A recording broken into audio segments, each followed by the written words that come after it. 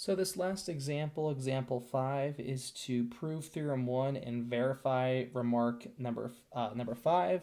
If you were following along in the videos, we already kind of verified remark number 5, so I'll skip that last bit there, and we'll just prove theorem 1.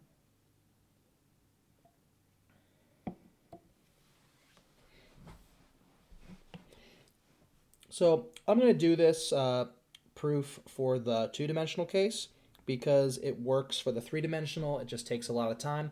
And this is a proof example, and you're not going to have a ton of proofs. Very few, if any, in fact.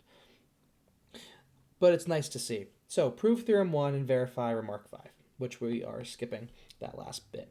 So what's theorem 1 say for the two-dimensional case? The two-dimensional case is given some vector field, we're going to assume that this is in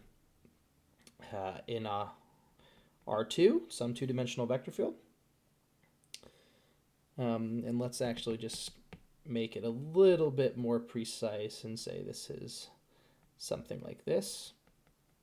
Okay, so given some two-dimensional vector field from 2 dimensions to 2 dimensions, if f is conservative,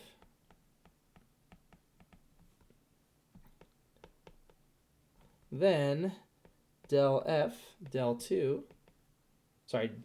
del x equals del f1 del y. So,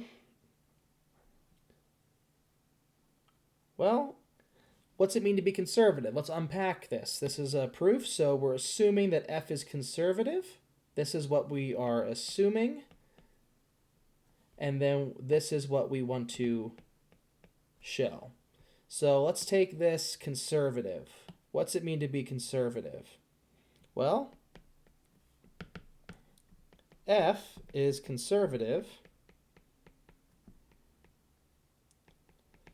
if there exists a function f such that its gradient equals f.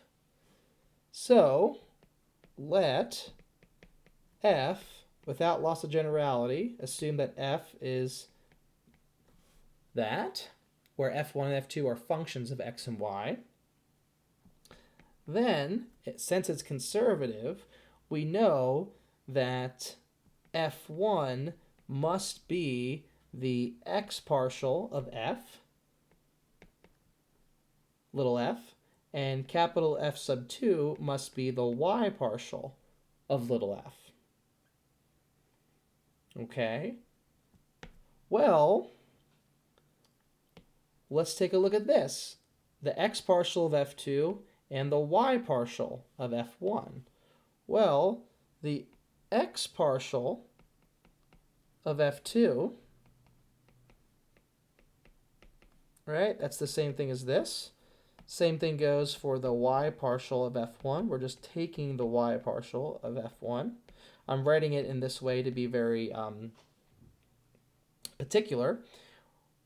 We are going to use what we know. What is f2? f2 is f sub y. So this is del x of f sub y. And similarly, this is del y of f sub x. Well, the x partial of f sub y is f sub y x. And the y partial of f sub x is f sub xy. And these two must be equal by Clairaut's theorem, which we talked about. F sub xy equals f sub yx, the equality of mixed partials. So that's what we would do, but 2 more times for the 3-dimensional version.